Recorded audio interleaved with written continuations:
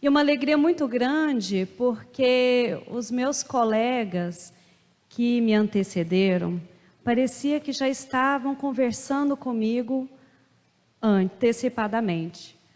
Porque eles trouxeram elementos que vão encaixar nessa nossa conversa de agora e encaixar na forma como eu trouxe.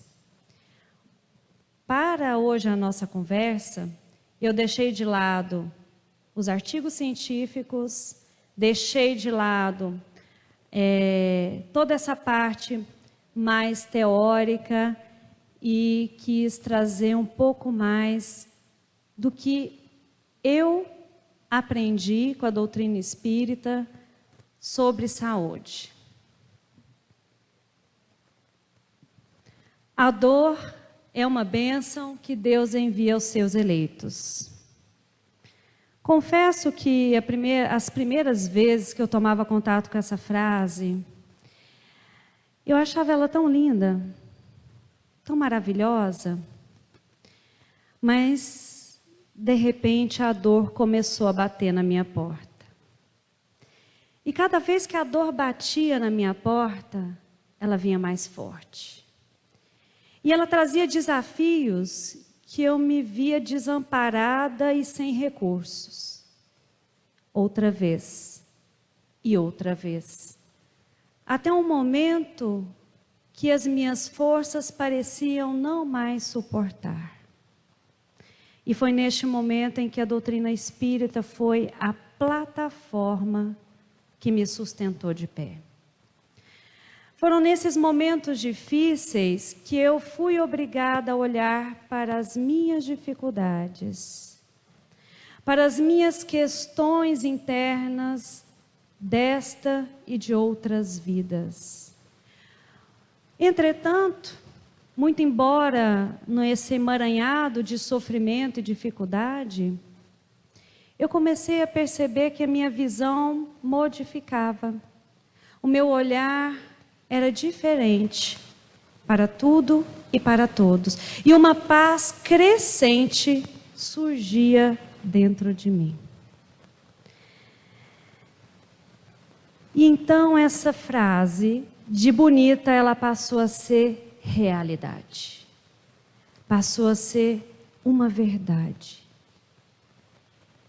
Que muito embora nós nos sintamos amados por Deus, são nos momentos de dor em que essa certeza ela nos sustenta e ela se torna real. Mas por que nós sofremos? Por que aqui tem que ser assim? Como assim Deus ama uma pessoa e manda para ela dor? Dor? Amor? Como assim?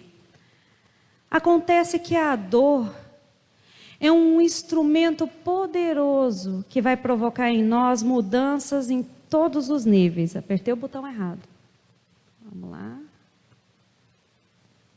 Em todos os níveis. Nos níveis físicos, emocionais e espirituais.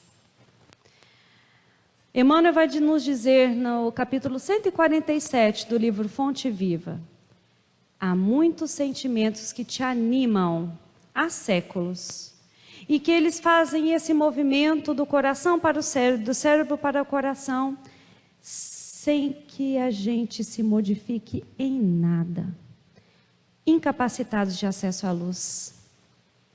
E eu me recordo aqui de uma história que está no livro Memórias de um Suicida, Mário Sobral. Mário Sobral era um jovem doutor de Coimbra, formado em Direito, belo, fazia muito sucesso com as moças, rico, uma oratória envolvente. Mas gastava o seu tempo todo gastando o dinheiro dos pais, sem nenhum propósito de trabalho. Se envolveu com uma moça de um prostíbulo, uma prostituta. E como ele tinha um temperamento impulsivo, arrogante, egoísta, ele matou a moça e logo depois se suicidou. No plano espiritual, ele começou a tomar contato com novas verdades. E já ali, ele já começou a perceber que as suas mãos começavam a ficar diferentes. Ficaram mutiladas. Ele mesmo pede a reencarnação. E quando ele reencarna, 40 anos depois, o Camilo Castelo Branco vai visitá-lo. Quando ele chega, ele se depara com uma criança num casebre pobre, mas pobre mesmo. Uma criança mutilada, sem os 2 braços, que não conseguia falar e que usava dessa deformidade para mendigar. E ele era cuidado por uma lavadeira, porque a sua mãe, prostituta, quando viu a deformidade, o doou para outra pessoa. Quando Camilo vê essa situação de sofrimento, entre aspas, extrema, ele chora. Ele chora. E o orientador diz: Camilo, você exagera. Porque você está vendo só ruína neste corpo franzino e nesta pobreza, enquanto aqui há o erguimento de uma alma imortal. Veja só, ele traz até sorrisos de resignação. Antes, aquela pessoa impulsiva, egoísta, revoltada, é feliz. E por que você fica imaginando que ele está abandonado se todos os dias nós o visitamos? Todos os dias.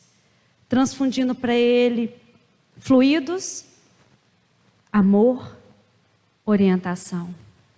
Então vejam como que uma dor que para os nossos olhos mortais parece terrível e sem explicação, foi aquele instrumento de modificação tão importante no espírito.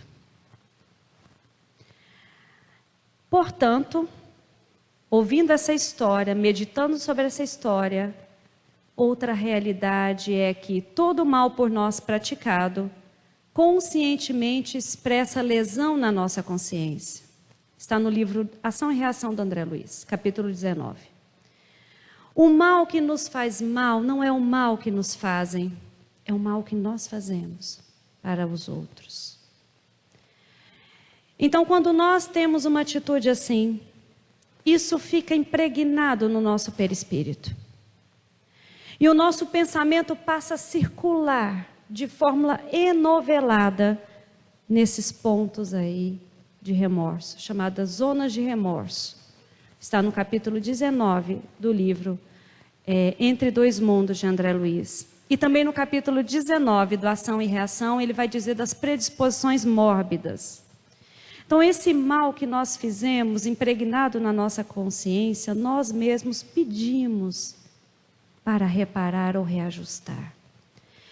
Então, o nosso perispírito, ele começa a atrair magneticamente situações semelhantes que vão nos auxiliar na purificação, no nosso reajuste mental. Vou trazer um outro exemplo para que isso fique mais claro. Antídio. Antídio é um senhor. Senhor, não, hoje já não é mais um senhor. Entre 40 e 50 anos. É um homem jovem que frequenta o centro espírita, porém usa das bebidas alcoólicas. Vamos dizer assim, etilista. E ele vai no centro, ele toma passe, ele fica ótimo. Ele sai do centro, ele volta de novo, para as noitadas, como diz os espíritos lá no livro No Mundo Maior. Esse caso está no livro No Mundo Maior, de André Luiz. E isso ele fez muitas vezes, até que o mentor fala assim: bom, então agora não nos resta outra alternativa do que reter o Antídio no leito. Então eles vão ali, massageia a parte aqui da carótida, tem um derrame cerebral, lá na casa noturna que ele estava. Pensa, ele tem um derrame, e a equipe espiritual fica super tranquila, fala assim: agora sim, o Antídio será parado pela enfermidade. Porque a enfermidade, para ele, naquele momento, seria instrumento de reflexão e, quem sabe, instrumento de cura para o seu espírito. Tem uma passagem no livro Fonte Viva do Emmanuel, está no capítulo 147, que ele diz assim: se você decidiu seguir com Cristo, recolha-te num lugar à parte em silêncio e eleva os seus sentimentos, educa-os. Então, muitas vezes, para o nosso tratamento, para a nossa saúde, a enfermidade é um remédio. Porque vai propor reflexões. Vai propor perguntas. O que essa doença quer me falar? O que essa doença quer me ensinar? E nesses momentos, então, o espírito passa a dar importância ao que é verdadeiro.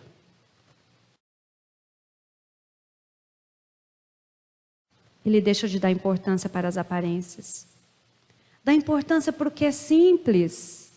Quantas vezes a gente não fica nervoso, chateado porque alguém fechou a gente no trânsito, alguém arranhou o carro, é uma roupa, coisas banais passam a não ter importância. Qual o problema de uma barriguinha, não é?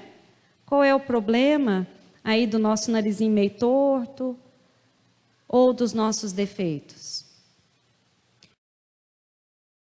Libertar-se da opinião alheia. Vocês já pararam para perceber que prisão que é quando a gente quer agradar alguém? Gente, eu estou vendo que tem muita mulher aqui. É igual quando a gente tem nenenzinho novo pela primeira vez, primeiro filho. Você põe o casaquinho, aí chega uma avó, uma mãe, e fala assim: tira o casaquinho, porque esse menino está morrendo de calor. Aí você tira o casaquinho. Aí passa um pouquinho, alguém fala: ai, esse menino está com frio, bota o casaquinho. Você não vai para lado nenhum, porque você nunca conseguirá agradar os outros. A única pessoa que você tem que agradar, não no sentido egoísta, é você. Então busque os seus valores verdadeiros e atender a esses valores. Porque muitas vezes a sociedade nos impõe coisas de que nós não precisamos. Nós precisamos de tal marca de carro? Nós precisamos de tal padrão? Não, mas todo mundo faz assim. Não é porque é todo mundo que é o melhor para nós. Ressignificar. Viktor Frankl é um psiquiatra que esteve nos campos de concentração e criador da logoterapia. Ele percebeu que algumas pessoas resistiram àqueles sofrimentos e saíram de lá e conseguiram ser felizes. E ele observou que o que diferenciava uma de outra? A liberdade de poder escolher. Nós temos a liberdade de escolher qual o peso nós daremos para o sofrimento. Alguma coisa de ruim aconteceu na sua vida. E isso, não se engane, vai estar acontecendo com todos. Porque nós estamos num planeta de provas e expiações. Eu tenho certeza que se eu for conversar individualmente com cada um aqui, cada um vai me contar um tipo de sofrimento. E não é porque são diferentes que eles sejam menos importantes. Ou um é mais leve, outro é mais pesado. Sofrimento é sofrimento. Não dá para medir. Mas ele tem que ser bem aproveitado. Esse sofrimento não pode vir simplesmente porque nós vamos ser castigados ou porque nós vamos quitar um débito. Ele tem que trazer uma proposta. Então, se esse sofrimento, se aconteceu, que peso você dá isso para ele? Você tem a escolha de ficar preso nisso o resto da sua vida e aquilo interferir na sua vida até a sua desencarnação e mais umas 5 ou 10 para frente. Ou você pode escolher dar importância a outras coisas.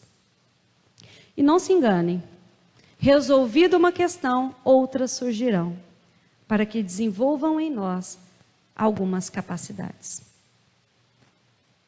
E então, nós vamos compreendendo que somente nós, convertidos em médicos de nós mesmos, encontraremos a cura.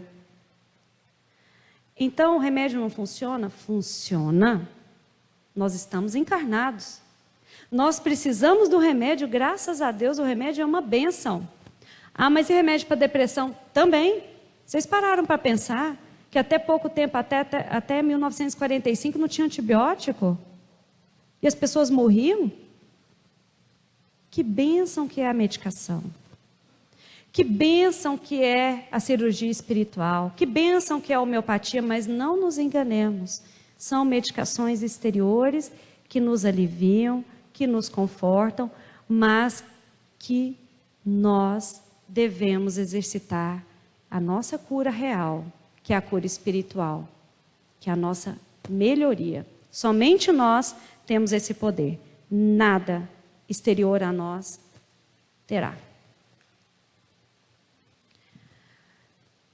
Então, há épocas em que as feridas do corpo são chamadas a curar as chagas da alma.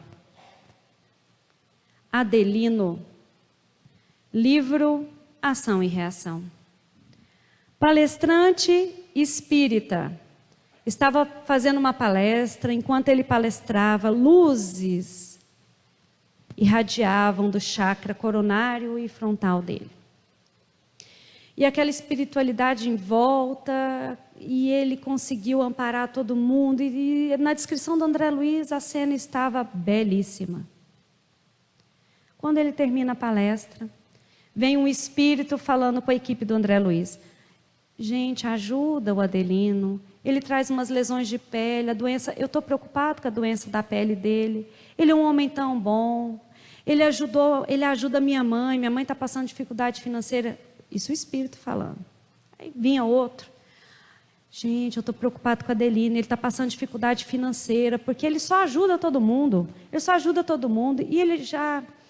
Nossa, o meu pai que está lá no centro dele, ele era um presidente de casa espírita. Vários espíritos intercedendo por ele. Então, eles acompanham o Adelino de volta à casa dele. Adelino, então, ele tem uma dermatose que, pela descrição do livro, parece psoríase. Ele tem uma psoríase, então, no rosto e nos braços. E chega em casa, aquela pessoa boa, que ajuda todo mundo, está a mãezinha dele lá. Ele tinha sido abandonado pela esposa e tinha uma filhinha pequenininha de 7 anos dormindo no quarto. E 2 outros filhos adotados, órfãos que ele tinha recolhido. E vamos conhecer a história do Adelino. O Adelino, na vida anterior, ele era um filho bastardo de um homem poderoso, senhor de fazenda. E esse homem, ele era um carrasco, com todo mundo, menos com esse filho bastardo. Com ele recolhe esse menino, cuida dele, registra ele como filho legítimo. E quando ele está ali por volta de uns 40 e poucos anos, ele casa com uma moça muito jovem, com a mesma idade do Adelino. E o que acontece? O Adelino se apaixona para a moça por ele, e os dois ficam apaixonados, e o Adelino, que antes respeitava o pai, trama a morte do pai. Ele chama 2 capatazes, eles dão um entorpecente pro pai e jogam fogo. Ele morre em grandes padecimentos, queimado. E esse Adelino não é feliz com essa moça, porque logo depois ele enche de lesões de bolha no corpo, que parece ser o pênfego foliáceo, quem é médico, e fica maluquinho, porque o próprio pai passa a obsidiá-lo. Ele morre no hospício, no plano espiritual ele trabalha, sofre, se arrepende e pede para nascer. Só que, lembra da zona de remorso? Aquele ato, ele sabe o que ele fez. E atraiu a lesão da dermatose, da psoríase. Entretanto, a lesão era para acontecer no corpo inteiro. Só que o Adelino foi para a casa espírita com 7 anos. A mãe levou essa criança para a evangelização e para o tratamento na casa espírita para curar a psoríase. E lá ele engajou no trabalho, se preparou, ajudava todo mundo, era uma pessoa boa. Então a espiritualidade vai dizer que aquele trabalho dele, no bem, fez com que a doença não evoluísse, que a doença se manifestasse apenas no rosto e nos braços, de forma que não o impedisse de continuar com a bênção de servir, de trabalhar e servir. Então por aqui a gente já começa a perceber outro ensinamento, que o trabalho é uma bênção. Quando a gente acorda de manhã na segunda-feira, hein, pessoal? Ou na quarta, depois do feriado, ai, tem que trabalhar. Que maravilha, eu vou trabalhar. Que bom que eu tenho saúde, que eu tenho cabeça e que eu posso exercitar o bem que eu recebo todos os dias do meu Pai Celestial em favor do próximo. E aqui, deixei agora para a gente comentar, que ela também é oportunidade de reajuste, não só nossa individual, mas familiar. Quem era essa menininha, filha dele? A ex-esposa do pai, a amante dele. Quem eram os 2 meninos que ele acolheu? E que porque ele acolheu todos esses 2 órfãos, ele adquiriu tanta mordomia, entre aspas, da doença não esparramar? E vocês não sabem da melhor parte. Naquele dia que o André Luiz foi visitá-lo, às 2 horas da manhã, ele dormindo, eles levam o espírito dele e diz: chegou a hora do reencontro. Ele chora de emoção, de felicidade, que era a coisa que ele mais queria na vida. Ele volta para o corpo, a campainha toca. Era mais um enjeitadinho da sociedade. Quem era? Era o pai dele. Grande oportunidade dele ser feliz, dele ficar quites com a própria consciência. Entretanto, a matemática divina, ela é uma coisa insondável para nós. Não é assim. Então, porque eu matei, eu vou adoecer, porque não dá. Vou contar outra história. Silas, do mesmo livro, Ação e Reação. Silas é o ajudante do diretor da Mansão da Paz, que é o lugar onde eles prestam assistência ali no plano espiritual. Eles já estão ali no plano espiritual há uns 30, 40 anos. E o Silas conta a história dele, que ele estava ali, e eles trabalhavam ajudando as pessoas, né, os espíritos desencarnados, mas a coisa que ele mais queria na vida era encontrar a madrasta dele. Ele já era um espírito que ajudava as pessoas. Qual era a história dele? Na vida anterior, ele era filho de um advogado muito rico, e esse advogado era muito, muito rico e não precisava trabalhar. Então, sustentou esse Silas, né, na vida anterior, com muitas regalias. E a mãe era uma mulher católica, que acreditava em Deus, vivia chamando os 2, o pai e o filho, para fazer caridade, para ajudar quem sofria. Nada, nenhum dos 2 queria ir. Alguma semelhança para alguma casa aqui? Não? E, então, esse menino, a mãe percebendo que ele era muito apegado aos bens materiais, extremamente egoísta, ela coloca na cabeça dele para que ele faça medicina. Porque quem sabe, trabalhando, ajudando quem sofre, podia despertar nele alguma coisa de bom. E ele faz medicina. Ele termina a medicina, entrega o diploma e vai viver a boa vida. Ele gasta o tempo dele estudando, lendo bons livros, indo nas festas, nos clubes sociais e pronto. E ele adorava o dinheiro. Essa mãe morre assim que ele forma e o pai resolve, depois de um tempo, casar-se novamente. O pai com 60, casa com uma moça de mais ou menos 30 e ele também com 30 anos. Então esse jovem, com medo dessa moça pegar parte da herança que na cabeça dele era só dele, porque ele amava o dinheiro mais do que tudo na vida, mais do que as próprias pessoas, ele começa a aceitar ir com ela nas festas, que o pai pede, vai com ela, porque eu não posso me ausentar.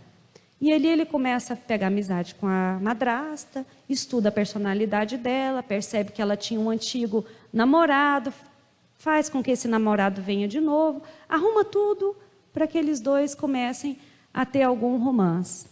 E quando ele consegue esse objetivo, ele leva o pai para ver os dois. O que acontece? Essa mulher fica maluquinha, cai prostrada.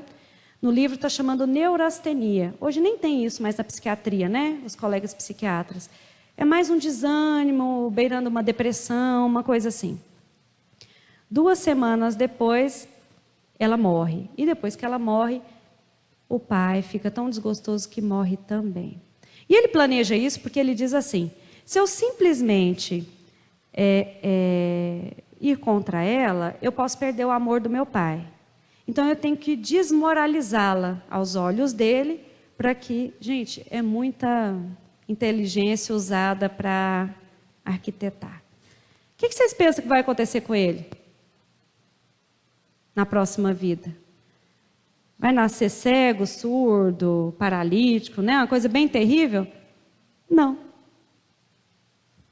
Ele vai nascer médico. E aí nós já vamos perceber que os médicos não andam com um passado muito bom não, né, gente? Um passado meio nebuloso, né? Enfim, ele nasce, a proposta da reencarnação, e ele planeja, porque aí é bem lindo o livro, eu não vou contar o final da história para vocês lerem lá, mas é emocionante tudo que acontece. Mas o planejamento, qual seria? Ele seria médico, filho do mesmo pai, filho da mesma mãe, e essa madrasta seria a sua irmãzinha. Uma irmãzinha desequilibrada. Uma irmãzinha que nasceria com o corpo franzino. E aí a gente já imagina que seria aquela criança, eu sou pediatra, cheia de doencinha, né? Aquelas doencinhas da infância, que menino que não vai para frente. Corpinho franzino e com graves desequilíbrios mentais. E aí você pode imaginar, ele não fala qual. Eu fiquei imaginando lá em casa, acho que pode ser depressão, a gente está com índice de depressão infantil muito grande.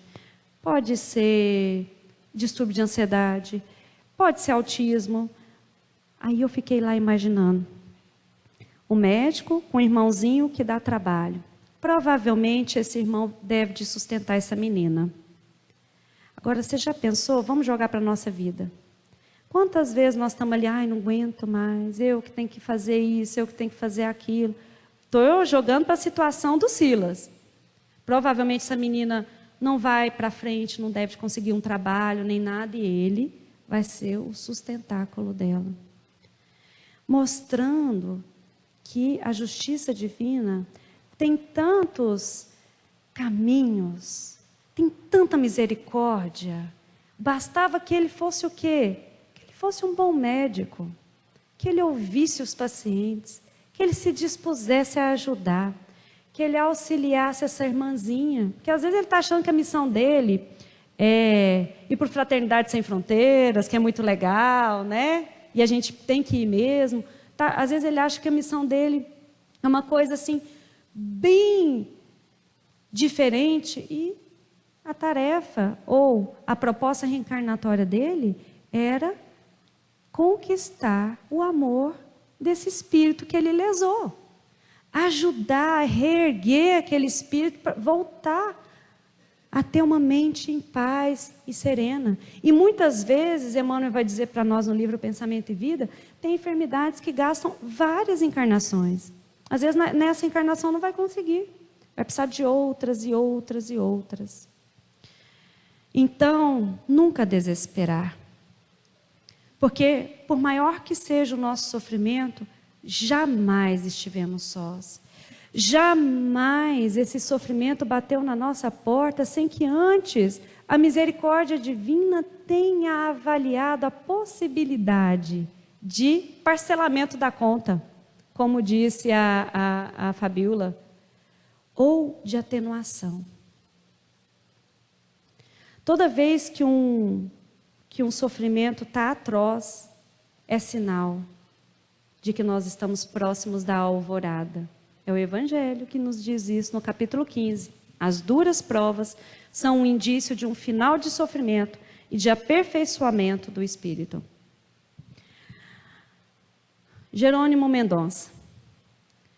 Com 17 anos, artrite em várias articulações, na chamada artrite idiopática juvenil, uma doença que é da nossa especialidade, que nós cuidamos, mas naquela época não tinha tratamento e ele evolui para deformidades que põem ele no leito.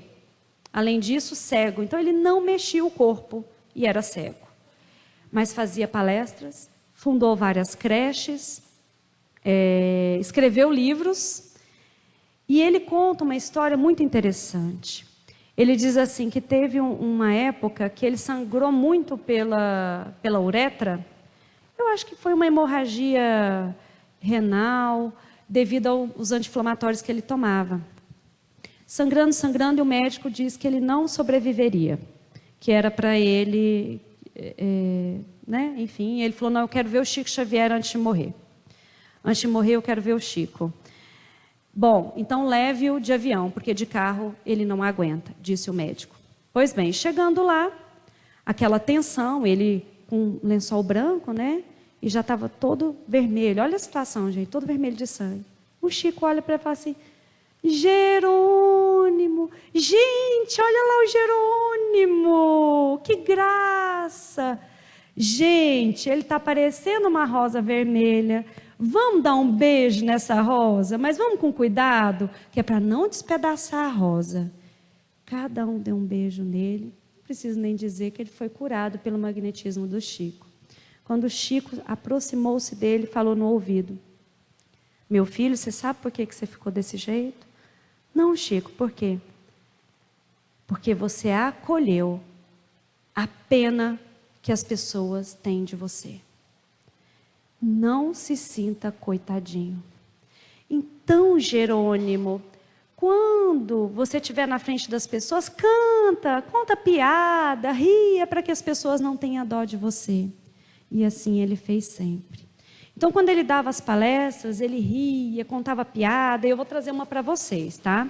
Eu imagino que na voz dele devia ser bastante engraçado. Então, vocês me ajudam, no final vocês riem também, tá? Dizendo gente, ele ia no cinema, ele ia no teatro, ele ia no campo de futebol, ele estava em tudo. E ele estava no cinema e chegou uma moça, estava apressada, queria ir ao banheiro e tropeçou na maca dele. Quando ela tropeçou, ela ficou nervosa. E ela começou a xingar o Jerônimo. Mas não é possível, onde eu vou está esse aleijado. Eu vou no campo de futebol, está aleijado. Eu vou no teatro, está aleijado, mas até no cinema. Aí ele olhou para ela, meu Deus, o que eu vou falar, né? Ele olhou e falou assim, mas minha filha, você também não para em casa, né? Então, vocês veem, é claro que depois dessa eles ficaram amigos, mas o que a gente quer dizer é que a gente não tem que ter dó da gente mesmo, não. O sofrimento é uma realidade. Ele está em toda casa. E o nosso sofrimento não é maior do que todo mundo, não. Vamos ser alegres, com ou sem o problema. Vamos acreditar que Deus está do nosso lado. Não vamos desanimar, não. Jamais desfalecer. Você veja o Jerônimo, olha a situação, não mexia nada. Né? Cego, rindo, contando piada. Vamos levar a nossa vida assim. Porque o desânimo é um mal tão grande, é uma porta tão grande para a obsessão. No Evangelho está escrito: fuja do desânimo. Se nós estamos enfermos, se nós estamos com problema em casa, com dificuldade, é aquela dificuldade que é a sua melhor professora nessa escola terra. E meu irmão, se o sofrimento bateu na tua porta, tenha certeza de que você tem condições não para aguentar, mas para superar. E tenha certeza que Jesus está do seu lado, do nosso lado, o tempo todo, e nos reerguerá e nos manterá de pé para que continuemos na manhã seguinte. Muito obrigada.